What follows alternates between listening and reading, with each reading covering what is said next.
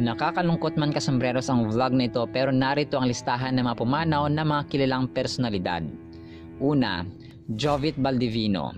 Pumanaw ang singer na si Jovit Baldivino noong December 9, 2022 sa edad na 29. Aneurysm or pagkakaroon ng blood clot sa utak ang sanhi ng kanyang pagkamatay. 5 araw na nakamataw si Jovit matapos mag-collapse sa isang Christmas party na dinluhan niya sa Batangas City. Si Jovit ang kauna-unahang grand champion ng ABS-CBN Reality Talent Search na Pilipinas Got Talent noong 2010, kung saan hosts pa noon ang comedy concert queen na si Ai de las Alas at box office queen na si Chris Aquino. Si Jovit ang isa sa larawan ng tunay na masipag at pag may pangarap ay dapat huwag sumuko kahit na dumadanas ka ng matinding hirap at sakit. From nobody to somebody at from being poor to rich ang kwento ng magaling na singer, father of one at loving husband. Bumuhos naman ang pakikiramay ng mga kaibigan at taga-suporta ng pumanaw na singer sa kanyang naiwang pamilya. Huling napanood si Jovit sa telebisyon sa pamamagitan ng GMA game show na Family Feud, kung saan nakasama niya ang mga kanyang kapwa OPM singers na ipinalabas noong November 28. Ronaldo Valdez. Pumanaw na rin ang batikang aktor na si Ronaldo Valdez sa edad na 76 noong December 18, 2023. Siya ay tatay ni Jano Gibbs at Melissa Gibbs. Bukod sa kanyang hindi malilimutang pagganap sa maraming classic at modern Filipino films gaya ng Labs Kita, Okay Ka Lang, nakilala rin si Sir Ronaldo bilang kauna-unahang Pinoy Colonel Sanders sa sikat na fast food chain na KFC. Huling napanood si Sir Ronaldo sa pelikulang Ikaw at Ako, kung saan kasama niya ang kapwa veteranong artistang si Boots Anson Roa, Rian Ramos at Paolo Contis. Subalit hindi siya nakadalo sa media conference nito noong November 29. Naging bahagi rin si Ronaldo ng seryeng Too Good to Be True kasama sina Catherine Bernardo at Daniel Padilla. Matatandaan na dumalo pa siya sa premiere night ng pelikula ni Catherine na A Very Good Girl noong September 2023. Napanood din si Ronaldo sa maraming programa sa GMA, isa na rito ang Full House kasama si Heart Evangelista noong 2009. Isa pa sa malungkot na katotohanan na actually sa pagpanaw ng lolong close kay Catherine Bernardo ay natagpuan itong wala ng malar, wala ng buhay sa kanyang bahay sa Quezon City. Kaugnay nito, nagsasagawa ng masusing investigasyon ang Quezon City Police District, alinsunod na rin sa utos ng mayor na si Mayor Joy Belmonte.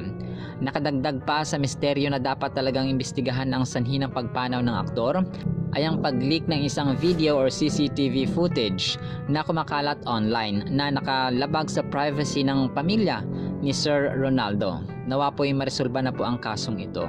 Pocoy Baldo.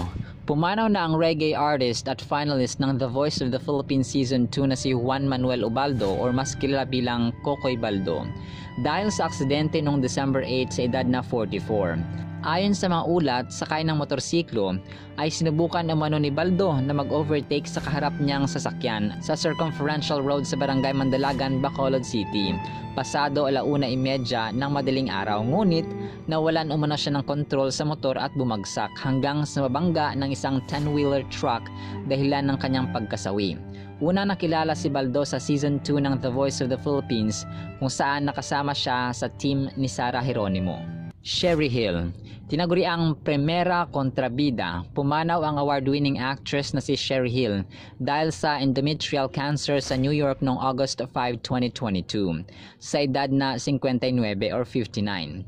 Si Sherry ay mula sa pamosong Eigenman Showbiz Clan. Anak siya ng mga artistang sina Rosemary Hill at Eddie Mesa. Kapatid niya ang mga aktor na sina Mark Hill, pumanaw na rin noong 2014, at Michael De Mesa. Mga pamangkin ni Sherry sina Ryan Eigenman, Gabby Eigenman, Sid Lucero, Jeff Eigenman, Heidi Eigenman at Max Eigenman. Nagsimula ang film career ni Sherry noong 1977 sa pamamagitan ng Beer House. Kabilang pa sa mga tumatak na pelikula ni Sherry ay Problem Child noong taong 1980, Manila by Night 1980, Oro Plata Mata taong 1982, Darna, Ang Pagbabalik taong 1994 at marami pang iba. Huling napanood si Miss Sherry Hill sa kapuso teleserye na Legal Wives noong 2021 at sa pelikulang Elihiya na pinilabas noong November 2022 bilang bahagi ng Q Cinema International Film Festival. Susan Roses. binawian ng buhay ang Queen of Philippine Movies na si Susan Roses noong May 20, 2022 sa edad na 80. Si Susan ay may bahay ng pumanaw na ring King of the Philippine Movies na si Fernando Poe Jr. at ina ni Senator Grace Poe. Ngunit mas nakilala siya bilang isa sa pinakamahusay na aktres at may pinakamagandang mukha sa local showbiz. Nagsimula ang showbiz career ni Ma'am Susan or Jesusa Purificacion Levi Sonora Poe sa tunay na buhay bilang child actress nang gampanan niya ang karakter ng 11 taong ulila sa mga bituin ng kinabukasan noong 1952. Movie ng Nepomuceno Productions. Noong taong ding iyon, nagbida siya sa boksingera ng Sampaguita Pictures. Mula noon, nagtuloy-tuloy na ang kanyang acting career at naging isang matagumpay na award-winning actress, movie queen at movie producer. Para sa bagong henerasyon, nakilala si Ma'am Susan bilang Lola Flora. Ang kanyang karakter sa FPJ's Ang Probinsyano, ang longest-running primetime series ng ABS-CBN na pinagbibidahan ni Coco Martin. Mario Dumawal. Pumanaw na sa edad na 64 ang veteran journalist, reporter at writer na si Mario Dumawal. Bago binawian ng buhay ay isang buwang nakaratay sa Philippine Heart Center ang mamamahayag na nakikipaglaban sa severe fungal infection na komplikasyon bunga ng heart attack. Si Sir Mario ay nag-aral sa University of the Philippines Los Baños at naging campus journalist, specializing sa sports. Nagsimula siya bilang staff writer sa Ministry of Agriculture at noong 1982 ay hinire siya sa Times Journal bilang entertainment reporter at na-assign para mag-cover ng Manila International Film Festival. Habang nagtatrabaho siya as columnist sa Malaya newspaper, inoferan siya sa ABS-CBN ni Angelic Lazo na isang entertainment anchor of the flagship news program ng TV Patrol. Si Sir Mario ay binigyan ng parangal na star sa Eastwood City Walk of Fame para sa kanyang contributions sa Philippine entertainment industry. Mike Enriquez. Pumanaw na sa edad na 71 ang isa sa mga haligi ng GMA's flagship newscast na 24 oras at host ng long-running GMA Public Affairs program na Investigador. Nagsilbi siyang presidente ng RGMA Network Incorporated at GMA Network's Senior Vice President at Consultant for Radio Operations. Naging anchor rin ang veteran broadcaster ng Super Balita sa umaga ng DZBB at saksi sa Double B. Dahil sa kanyang dedikasyon sa trabaho sa radyo at telebisyon, tumanggap ng maraming pagkilala o awards si Mike. Nitong 2022, kinilala siya bilang Most Outstanding Male News Anchor para sa ika-4 na sunod-sunod na taon sa Gawad La Salineta Awards. Noong 2019, kinilala siya bilang isa sa 10 media icons ng Media Specialists Association of the Philippines. Ginawaran din siyang Best Male News Anchor on AM Radio and Best Male News Anchor on Television sa Animo Media Choice Awards. Noong 2018, pinangalanan siyang Best AM Radio Anchor sa ComGuild Media Awards for Radio and Television. Ito at marami pang iba. Fidel Ramos. Pumanaw na si former President Fidel V. Ramos noong July 31, 2022 sa edad na 74 bago umupo bilang Pangulo ng Pilipinas mula June 30, 1992 hanggang June 30, 1998. Naglingkod si Ramos bilang Chief ng Philippine Constabulary taong 1972 hanggang 1986.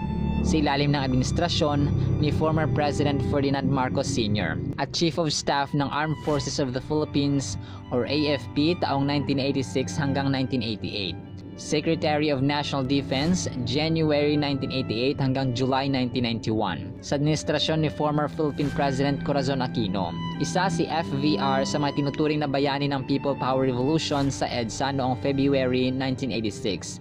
Dahil sa partisipasyon din niya, ay napatalsik ang Pangulong Marcos mula sa pwesto na hinawakan nito sa loob ng halos 21 taon. Lydia De Vega.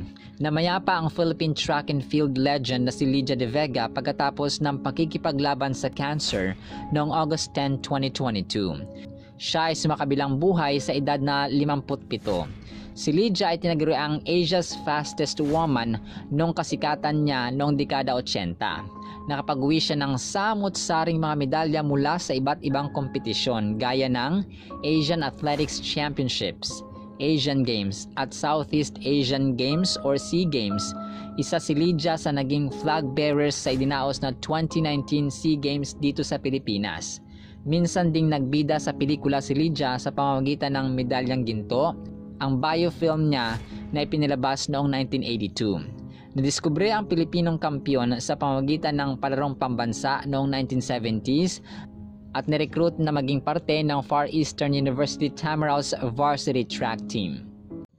John Regala. Pumanaw na ang batikang aktor na si John Regala sa edad na 55. Namaalam ang aktor dahil sa iba't ibang karamdaman. Ngunit cardiac arrest ang pinakadahilan ng kanyang pagpanaw. Naiwan niya ang dalawa niyang anak, kung saan ang isa ay sa una niyang asawa at nakabase sa US, at isang inampon niyang 30 years old na anak na lalaki. Si John na John Paul Guido Boucher Scherer sa tunay na buhay ay napanood sa That's Entertainment mula 1986 hanggang 1988. Sumikat siya bilang action star at sa kanyang mga role bilang kontrabida sa Manila Kingpin, The Asyong Salonga Story, Askal at ang orihinal na Encantadia. Nakilala si John bilang isa sa mga bad boy ng pelikulang Pilipino sa husay niya sa pagganap bilang isang kontrabida. Nakapanayam si John ng GMA News noong 2016 kung saan ikinuwento niya ang pagkalulong niya noon sa iligal na droga. Napagtagumpayan na raw ito ni John sa pamamagitan ng pananampalataya sa Diyos at sa tulong na rin ng pamilya. Fanny Serrano. Binawian ng buhay ang tanyag na makeup artist, stylist, fashion designer at aktor na si Fanny Serrano noong May 10, 2022 sa edad na 74. Felix Mariano Fausto Jr. ang totoong pangalan niya at nagkaroon siya ng massive stroke noong March 2021. Nilagay siya sa life support ngunit nakauwi siya ng bahay para roon magpagaling. Hindi lamang isang mahusay na makeup artist si Fanny na nakilala sa mga amazing makeup transformations niya dahil kilala rin siyang artista. Nagsimula ang acting career ni Fanny noong dekada 70. Kabilang sa mga pelikulang ginawa niya ay ang Star taong 1979, Alaga taong 1980 at iba pa. Ang huli niyang pelikula ay ang Isa Pang Bahaghari taong 2020. Umani rin siya ng mga papuri sa kanyang mga pagganap sa ilang episodes ng ABS-CBN drama anthology na Maalaala Mo Kaya. Dong Puno. Pumanaw ang veteran at award-winning broadcast journalist na si Dong Puno dahil sa komplikasyon dulot ng Parkinson's disease noong February 2022 sa edad na 76. Naging household name si Puno ng mid-80s dahil sa kanyang news and public affairs talk show na Viewpoint na umere sa GMA7 sa loob ng 10 taon. Noong 1994 ay lumipat siya sa bakuran ng ABS-CBN kung saan naging host siya ng programang Dong Puno Live. Nanungkulan siyang Senior Vice President ng ABS-CBN News and Current Affairs mula October 1994 hanggang April 2000. Iniwan niya ang mundo ng telebisyon nang itinalaga siya ni dating Pangulong Joseph Estrada bilang Press Secretary. Sinubukang pasukin ni Puno ang mundo ng politika nang tumakbo siyang senator sa ilalim ng tiket ni Estrada noong May 2021, ngunit nabigo siya. Pagkatapos nito ay bumalik siya sa ABS-CBN para sa programang Dong Puno Nightly at sa short-lived na Insider. Muli niyang sinubukan ang kapalaran sa politika nang tumakbo siyang representative ng Muntinlupa City ng 2 beses, noong 2007 at 2010. Ngunit nabigo rin siya pareho. Bumalik si Dong sa media noong 2011 sa pamamagitan ng TV5 at Action TV, kung saan napanood siya sa mga programang Kalibre 41 noong 2011, News 5 Debates, Hamon sa Pagbabago 2011 hanggang 2013, at Dong Puno de Calibre taong 2011-2013. Percy Lapid. Namatay ang veteranong radio broadcaster at komentarista na si Percy Lapid at Percy Mabasa sa tunay na buhay. Tapos barilin ng mga salaring nakamotorsiklo sa may gate ng BF Resort Village sa Talondos, Las Piñas City noong October 2022. Siya ay pumanaw sa edad na 63. Kilala si Lapid dahil sa kanyang maanghang na komentaryo tungkol sa pamahalaan. Bagamat hindi pa natutukoy kung sino ang nasa likod ng kanyang pagkamatay, patuloy na umaasa ang kanyang pamilya na makakamit nila ang hustisyang kanilang matagal nang ipinagdarasal at patuloy na ipinaglalaban. Gloria Sevilla. Tinaguriang Queen of Visayan Movies, pumanaw ang veteranang aktres na si Gloria Sevilla sa Oakland, California noong April 16, 2022 sa edad na 70. Kilala si Gloria bilang tagapagtaguyod ng Visayan films noong 50 hanggang 70s. Kabilang sa Visayan movies niyang naging box office hit ay Paradista, Prinsesa Tirana, Leonora, Pailob Lang, Gloria Akong Anak, Handumanan, Gimingaw Ako, at Mapait ang Bulaod. Pero ang phenomenal success ng kanyang 1969 classic film na Badlis sa Kinabuhi ang talagang nagbigay atensyon sa Visayan movies dahil kinilala ito ng mainstream cinema sa pamamagitan ng pagwagi nito sa FAMAS Awards, kabilang na ang Best Pictures at Best Actress para kay Gloria. Ang kanyang huling full-length Visayan feature film ay ang 2019 family drama na Pagbalik. Si Gloria ay ina ng mga artista ring sina Matt Ranillo III, Suzette Ranillo at Dandin Ranillo. Nagsilbi rin siya bilang board member ng Movie and Television Review and Classification Board or MTRCB. Kaloy Alde. Namatay ang dating sikat na komedya na si Kaloy Alde dahil sa massive heart attack noong July 2022 at sa edad na 60.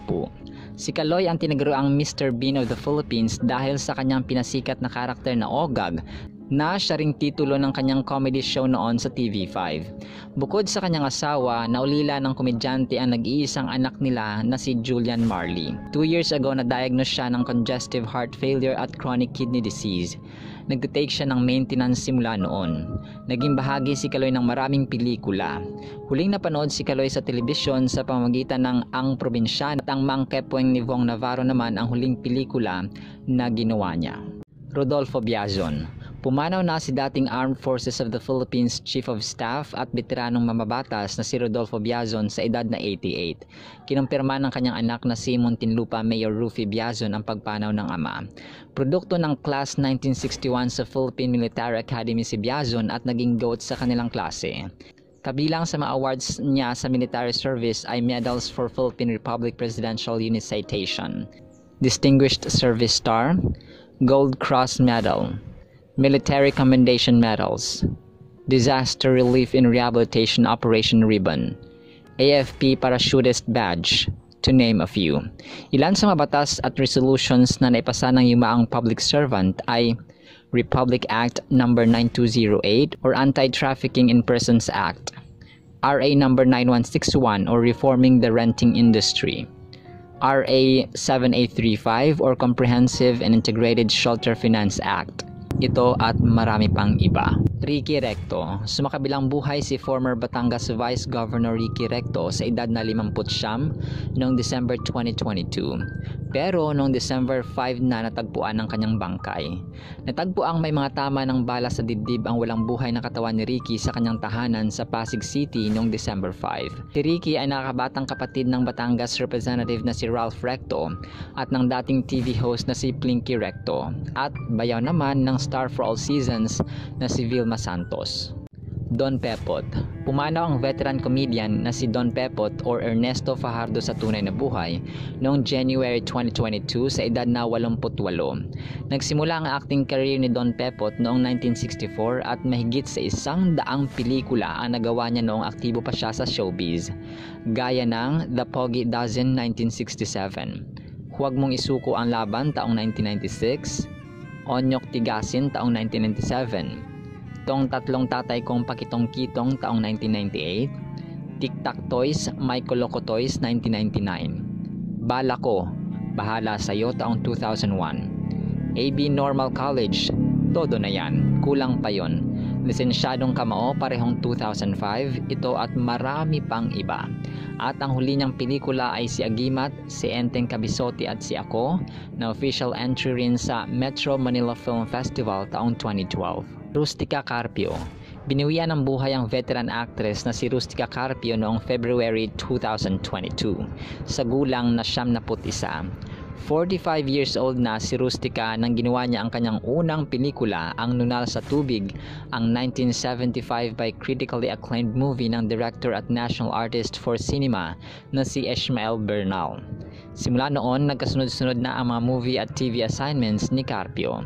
Kabilang sa mga makabuluhang pelikulang nagawa niya ay ang Aliw taong 1979, Bona taong 1980, T-Bird at Ako taong 1981, Moral taong 1982, Rizal Indapitan taong 1997, Lola taong 2009, at Captive taong 2012. Ano ang kulay ng mga nakalimutang pangarap taong 2013. Ang huli niyang pelikula ay ang Circa na ipinalabas noong 2019. Sa kabila ng kanyang estado bilang aktres ay pinagpatuloy pa rin ni Rustica ang kanyang pagiging guro.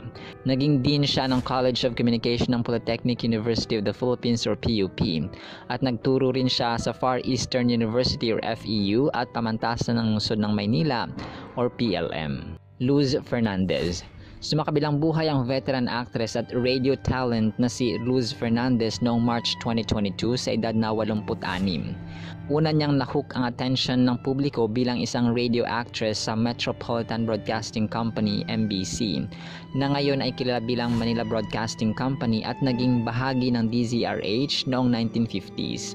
Nagtagal siya sa DZRH ng 64 na taon kasama pa noon ang dating radio actress rin na sina Augusto Victa at Shadeli.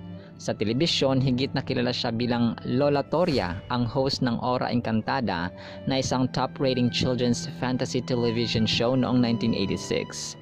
Hindi rin siya makakalimutan ng mga OK Cafe Rico fans sa pagganap niya bilang Luca, ang reyna ng kadiliman sa popular sitcom ni Vic Soto. Eva Castillo. Si Eva ay pumalaot sa showbiz noong 2009 matapos siyang ipahanap ng GMA7 dahil nabanggit ni Regine Velasquez ang pangalan niya sa docu-musical ng Asia Songbird na Regine, Roots to Riches. Si Eva ang tumalo kay Regine sa mga amateur singing contest na sinalihan nila noon. Mula noon, nagkasunod-sunod na ang mga TV guesting ni Eva sa Kapuso Network. Ngunit bigla ring naglaho sa limelight si Eva. Noong 2014 ay na-diagnose si Eva na may tumor sa kidney na naging dahilan kaya hindi na siya nakapagtrabaho. Noong 2017, sumali siya sa Tawag ng Tanghalan, ang singing contest ng ABS-CBN noontime program na It's Showtime. Philip Lazaro. Pumanaw ang comedian-director na si Philip Lazaro dahil sa multiple organ failure noong July 2022 sa edad na 52. Unang nakilala si Philip bilang stand-up comedian hanggang sa mapanood siya sa mga dating drama shows ng GMA7 na Villa Quintana at Ana Karenina. Kabilang din sa mga programang nilabasan niya sa Kapuso Network ay ang Beautiful Justice, Contessa, Haplos, I Heart Davao, at Meant to Be. Ilan naman sa GMA shows kung saan naging director siya ay ang Full House Tonight, Widow's Web, Primadonnas at Nagbabagang Luha. Flora Gacer. Nagpaalam ang veteranang comedian na si Flora Gacer noong November 19, 2022 sa edad na 89. Si Flora ay asawa ng pumanaw na ring newscaster na si Harry Gacer. Kilala si Flora sa pagganap niya bilang yaya o di kaya'y kasambahay sa di na mabilang na pelikula at TV shows. Gaya na lamang ng pelikulang Batang Z taong 1996, Commander Bawang taong 1988, at Joy Boy Munti at marami pang iba. Andre Sison. Pumanaw na ang Sparkle GMA Artist-Centered Teen Artist na si Andre Sison matapos masangkot sa aksidente sa kotse noong March 2023. Nagbigay kasiyahan si Andre sa kanyang followers sa kanyang TikTok dance covers at mga live streams kasama ang iba pang Sparkle artists. Nakatakda na sanang i-launch ng GMA7 ang 17 years old na binata bilang pinakabagong miyembro ng Sparkle Talent Management, ngunit hindi na nga ito nangyari dahil sa naganap na aksidente. Si Andre ay apo ng batikang OPM singer na si Marco Sison. Sa mga pamilya ng ating mga sombreros na namaalam na maaring matagal na o bago pa ay nakikiramay po ang inyong hamak na lingkod na si Kasombrerong Dennis. From the bottom of my heart, my deepest condolences.